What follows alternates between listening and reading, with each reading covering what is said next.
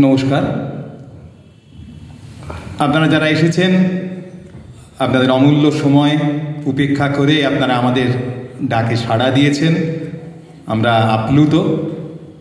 আজকে একটা ব্যস্ত দিন, চন্দননগরে আসলে রবীন্দ্র ভবনে একটা ক্লাসিক্যাল মিউজিকের অনুষ্ঠান আছে। অনেক যারা সংস্কৃতি প্রেমী তারা সকলে ওখানেই গেছেন, আর বিয়ে বাড়িও নাকি আছে। যাই হোক, আমাদের ডাকে যে মুষ্টিমেয় মানুষজনকে আমরা পেয়েছি, যাদের অমূল্য সময়, তাদেরকে আমরা আমাদের একদম অন্তঃস্থল থেকে শ্রদ্ধা জানাচ্ছি। আমাদের এই সামান্য কয়েকজন যে ছাত্রছাত্রী আছে, তাদের অভিভাবকরা এসেছেন, তাদের সময়ের প্রতি আমার শ্রদ্ধা জানাই। আরও কয়েকজন আছেন সাহিত্যানুরাগী, রয়েছে চন্দন চট্টোপাধ্যায়, রয়েছে সত্যপ্রতাপ বন্দ্যোপাধ্যায়, রয়েছেন সজল চট্টোপাধ্যায়। এই সমস্ত মানুষদের আমি প্রণাম জানাই, ভালোবাসা জানাই।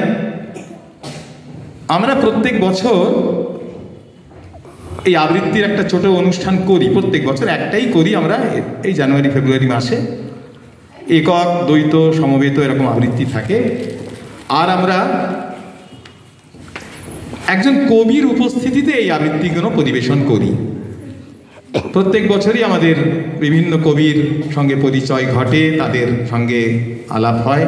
তো এবারে আমাদের কবি হিসাবে উপস্থিত হয়েছেন অগ্নি